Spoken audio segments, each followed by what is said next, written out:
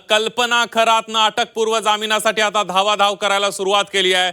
कल्पना खरात ही भोंदू अशोक खरातची पत्नी आहे आणि या कल्पना खरातनं आता अटकपूर्व जामिनासाठी धावाधाव सुरू केली आहे। कल्पना खरातनं राहता न्यायालयामध्ये अटकपूर्व जामीन अर्ज दाखल केलेला आहे। 4 एप्रिलला अटकपूर्व जामीन अर्ज दाखल करण्यात आलेला आहे, तर 10 एप्रिलला या जामीन अर्जावर सुनावणी होणार असल्याची माहिती मिळते। कल्पना खरातनं आता जामिनासाठी अर्ज सुरू केलेला आहे, धावाधाव सुरू केलेला आहे, जामिनासाठी अर्ज दाखल केलेला आहे। एका जमीन गैरव्यवहार प्रकरणामध्ये कल्पना खरातवर सुद्धा गुन्हा दाखल आहे आणि त्याच अनुषंगानं मागल्या काही दिवसांपासून कल्पना खरात ही फरार होती अशी माहिती आपल्याला यंत्रणांकडून मिळत होती। आणि या सगळ्यामध्ये आता कल्पना खरातने अटकपूर्व जामिनासाठी धावाधाव सुरू केल्याची माहिती मिळते। 4 तारखेला अटकपूर्व जामिनासाठी अर्ज केलाय, 10 तारखेला आता या अर्जावर सुनावणी होणार आहे।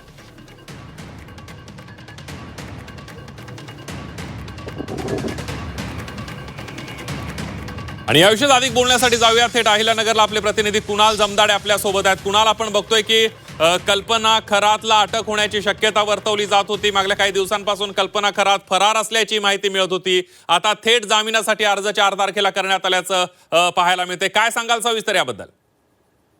गेल्या 7 ते 8 दिवसापूर्वी शिर्डीमध्ये जमीन गैरव्यवहार प्रकरणी शिर्डी पोलीस ठाण्यामध्ये भोंदू अशोक खरात, त्याची पत्नी कल्पना खरात आणि आणखी 3 आरोपींवर फसवणूक आणि अवैध सावकारीचा जो आहे तो गुन्हा दाखल झालेला होता। आणि त्यानंतर 2 आरोपींना शिर्डी पोलिसांनी बेड्या ठोकलेला होता। मात्र आरोपी भोंदू खरात हा नाशिक पोलिसांच्या ताब्यात असल्यानं त्याची चौकशी त्या ठिकाणी करण्यात येत होती। मात्र त्याची पत्नी कल्पना खरात ही ज्या दिवशी गुन्हा दाखल झाला त्या दिवशीपासून फरार होती।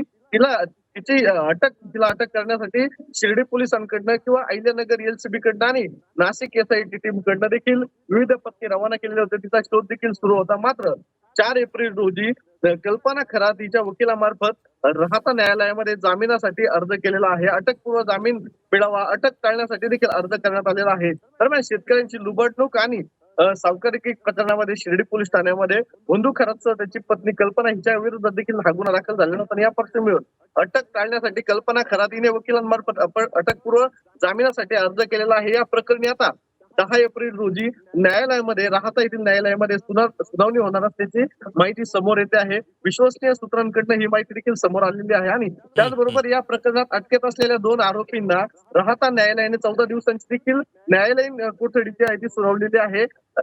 राहता न्यायालयामध्ये कल्पना खरात हिचा अर्ज मंजूर होणार का? कल्पना खरात त्यामुळे 10 तारखेला 10 एप्रिलला या अर्जावर सुनावणी होणार आहे। त्यामुळे नेमकं काय कोर्ट दिलासा देतंय का की अर्ज फेटाळतंय हे बघणं सुद्धा अतिशय महत्त्वाचं ठरणार आहे। कुणाल, धन्यवाद दिलेल्या सविस्तर माहितीबद्दल।